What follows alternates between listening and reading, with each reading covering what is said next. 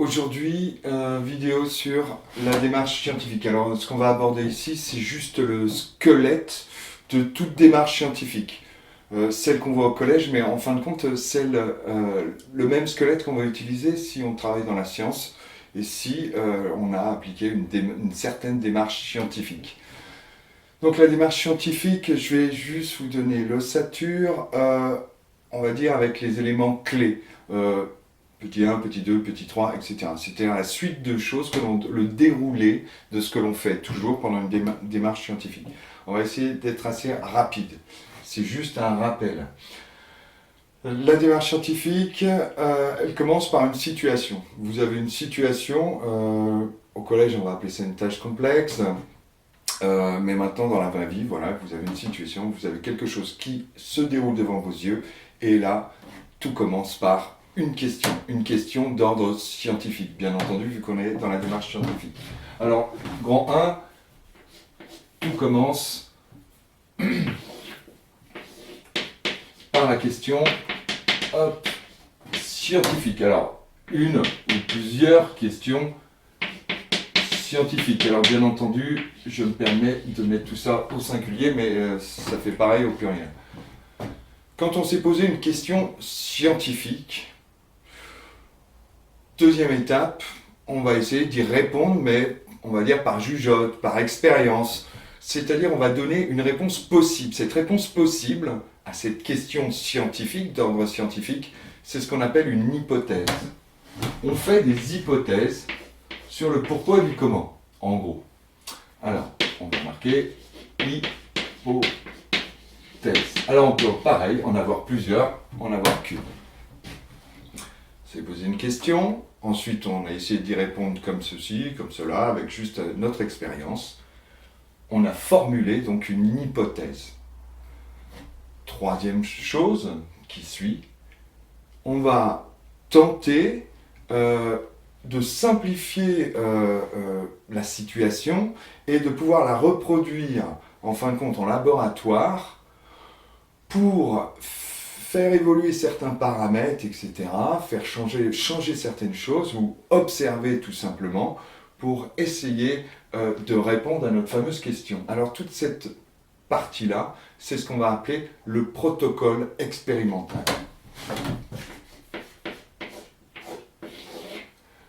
Le protocole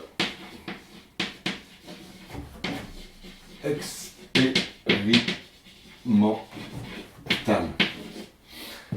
Dans le protocole expérimental, vous allez avoir aussi, et je me permets vraiment de le mettre, au collège ça n'a pas tant d'importance que ça, mais dans la vraie vie, dans la réalité, c'est-à-dire un jour où vous appliquerez les choses à l'étude de choses plus intéressantes ou encore jamais découvertes, ou ce genre de choses, ça aura vraiment un intérêt. Je vous rajoute le matériel, c'est-à-dire l'énumération du matériel que vous allez utiliser durant votre expérience. Je reviens dessus tout de suite. Le protocole expérimental, il faut le voir comme une recette de cuisine que vous allez définir, une recette de cuisine pour faire une expérience, l'expérience qui va permettre de répondre à votre question scientifique qui est issue d'une situation. Donc ce protocole expérimental, c'est une recette de cuisine, une notice pour monter un meuble. À l'intérieur, vous allez avoir les schémas normés de ce que vous allez faire, avec des phrases, verbes à l'infinitif, comme un déroulé de choses qu'il faut faire les unes après les autres pour pouvoir étudier, pour en fin de compte, tout à la fin, répondre à la question. Je mets ici le matériel. Le matériel, c'est important de citer ce qu'on va utiliser. Pour vous, vous avez à peu près toujours le même matériel, c'est-à-dire vous n'avez qu'un type de balance, vous n'avez qu'un type de plaque chauffante, vous n'avez qu'un type de thermomètre, etc., etc. Donc ça a peu d'importance, mais prendre cette habitude parce que dans la vraie vie, vous allez avoir le choix entre plein d'outils.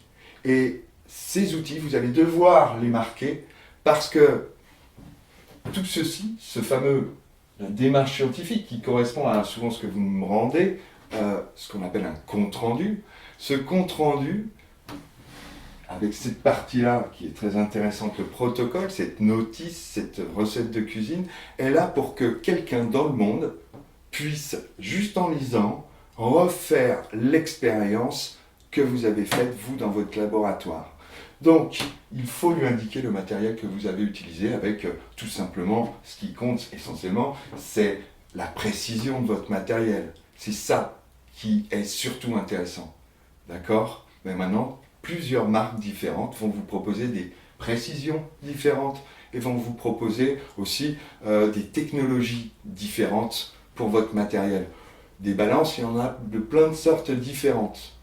D'accord? Des Robert Ball, des balances numériques à plateau, tout simplement qui vont mesurer la force de votre objet que vous pesez, la force avec laquelle il est attiré vers le centre de la Terre, ce qu'on appelle le poids, et puis il fait tout simplement un petit calcul, il y a un petit programme qui vous redonne la masse. Bon. Alors, le protocole expérimental, c'est une des parties, en fin de compte, où je pourrais dire, non pas la plus intéressante, mais elle met en place ce que vous allez faire. Là, pour le moment, on n'a pas quitté son siège. On est encore dans la réflexion. On a trouvé une question, c'était une réflexion. On a trouvé une hypothèse, c'était une réponse possible à cette question. Ok, maintenant on définit le protocole, l'expérience qu'on va faire pour pouvoir répondre à cette question. Ou alors, peut-être pour pouvoir avoir d'autres questions. Des fois, ça amène à d'autres questions, se poser une question. Alors comment, avant que je continue, ce déroulé de la démarche scientifique, juste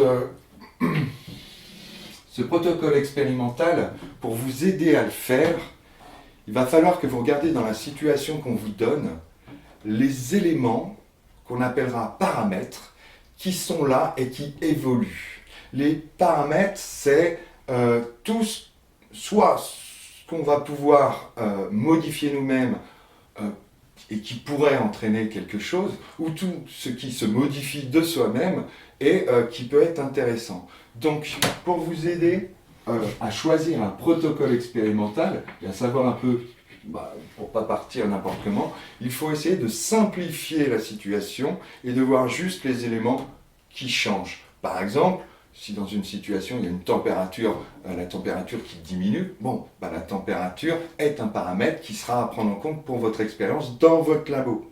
D'accord? Si la pression change, pareil, il va falloir faire rentrer un paramètre qui est la pression.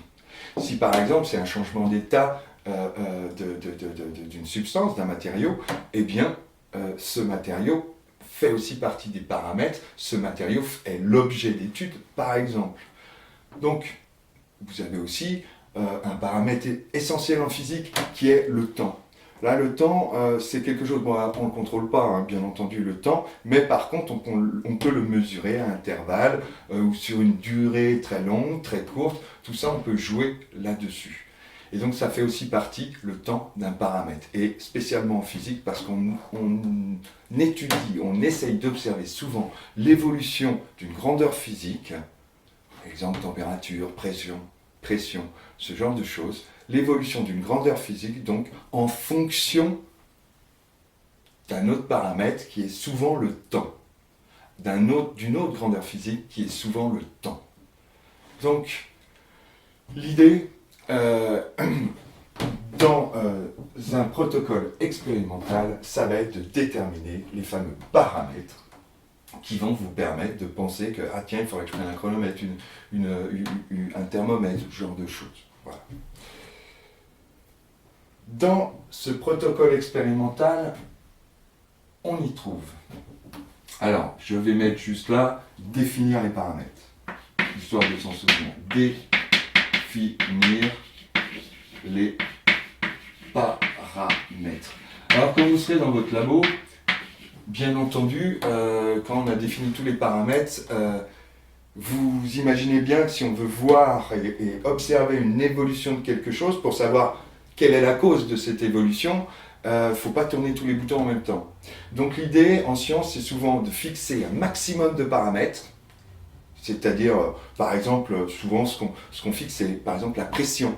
On va faire en sorte que la pression soit toujours la même, et on va peut-être changer tout simplement le temps, laisser s'écouler le temps et observer une température, savoir si elle monte, elle descend, genre de choses. On va allumer une lampe et augmenter l'intensité de la lumière de cette lampe, d'accord? Et pour voir peut-être l'évolution de la température, au cours l'évolution donc de cette température, et ben mine de rien, vous allez donc fixer la pression parce que il faut pas, peut-être que ça changerait aussi les choses. Donc l'idée en physique est, dans un premier temps, avant le protocole, de définir donc les paramètres et de se dire, tiens, je vais observer tel paramètre en fonction de tel autre, et pas tel paramètre en fonction de tels autres, c'est-à-dire de tous les autres en même temps. Non.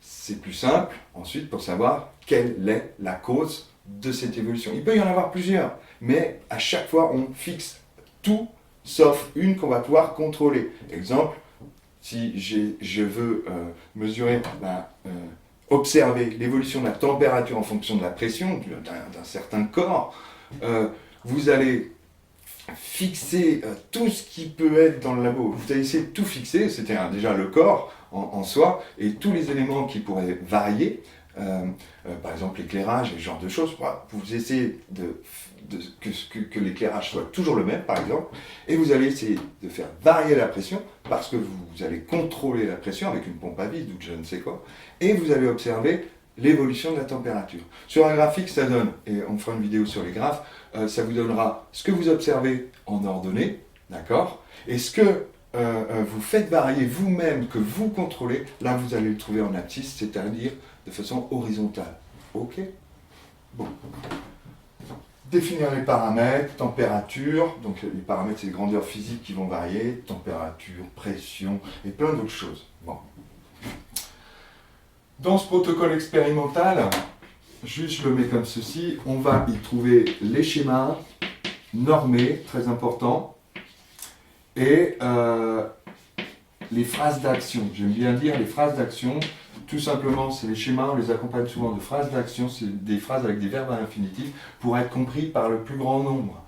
Mettre ceci dans cela, prendre la température initiale, remuer, bon, genre de choses, phrases d'action. Bon, ensuite, quand on a défini tout ça, et c'est là où on se lève. C'est là où on se lève, enfin, allez, on va pouvoir pratiquer un peu, c'était pas plus mal, parce que, bon, il y a des gens qui préfèrent faire que ça, et puis qui laissent la pratique aux autres. Et puis, il y a certaines personnes qui préfèrent justement la pratique, en fin de compte, et la conception de l'expérience, c'est quelque chose, ça les intéresse pas tant que ça, ils préfèrent utiliser leurs mains. Chacun, il y a aussi ceux qui aiment tout faire, bien entendu. La quatrième chose, ça va être de faire l'expérience, tout simplement. Faire de l'expérience, ça veut dire observer, ça veut dire on fait, on pratique, on bouge les choses, on fait tout ce qu'on a mis dans notre protocole expérimental, on suit la recette exactement à la lettre et on va observer, mesurer et obtenir des résultats.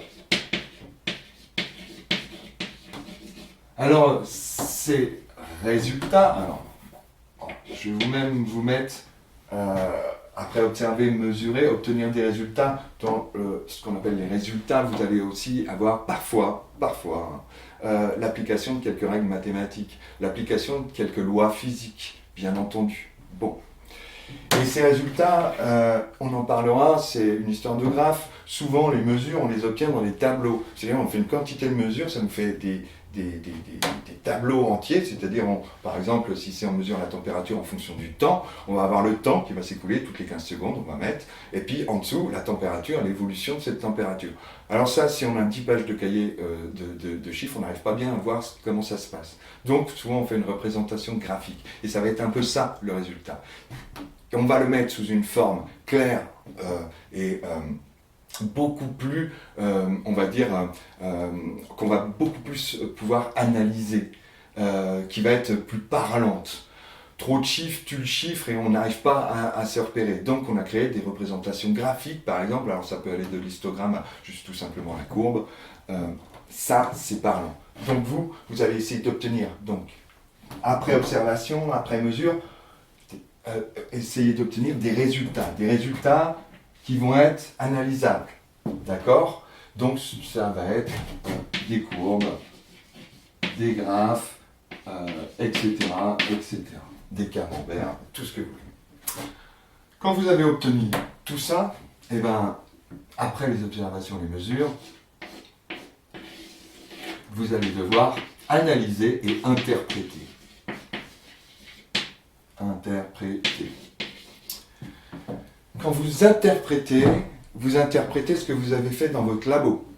C'est dans le labo, c'est ça que vous interprétez. Les mesures ont été faites dans votre labo, donc vous mesurez, vous interprétez, analysez les données du labo. Donc vous parlez de ce qu'il y a devant vous, dans votre labo. Vous ne parlez pas de la situation de départ, pas réellement. Non, juste, c'est une interprétation de ce que vous avez fait in situ, là, dans votre labo. D'accord ? 6. Et dernière chose, bien entendu, on a commencé par se poser une question. On s'est posé une question. Eh bien, tout en dernier, c'est ce qu'on appelle la conclusion. On pourrait dire, c'est ce qu'on appelle la réponse à la question. Et là, réponse à la question. À la question de départ, on répond avec les mêmes termes de notre situation. Exemple, dans la situation, c'est du givre qui, avec une augmentation de température, va devenir rosé, c'est-à-dire, voilà, ça c'était notre réalité. On a fait dans le labo, on a pris de la glace, on l'a chauffé, c'est devenu de l'eau liquide.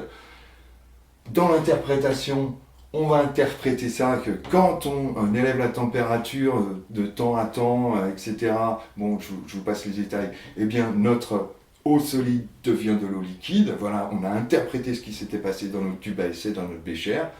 Maintenant, la conclusion, on revient sur la situation de départ, c'est-à-dire on constate que le givre, quand le jour se lève, etc., que le soleil va augmenter la température au sol, eh bien, ça se transforme en rosé. Vous réutilisez, vous répondez aux questions que vous êtes posées. La question, ça aurait pu être, mais pourquoi le givre passe à l'état rosé dans la matinée? Quelque chose comme ça. Bon. Voilà, je m'arrête là-dessus. Pour ce qui est de la démarche scientifique, c'est pas anodin, c'est le squelette. C'est pas anodin parce que c'est ce que vous faites, et même les grands chercheurs, ils ont cette méthode, cette démarche scientifique, elle est universelle du tout au moins, elle est mondiale, on va dire, parce que universelle, on va peut-être pas trop s'avancer, mais c'est ce que tout le monde fait, tout le monde suit, même en tant qu'adulte et chercheur. Je vous remercie, et au boulot.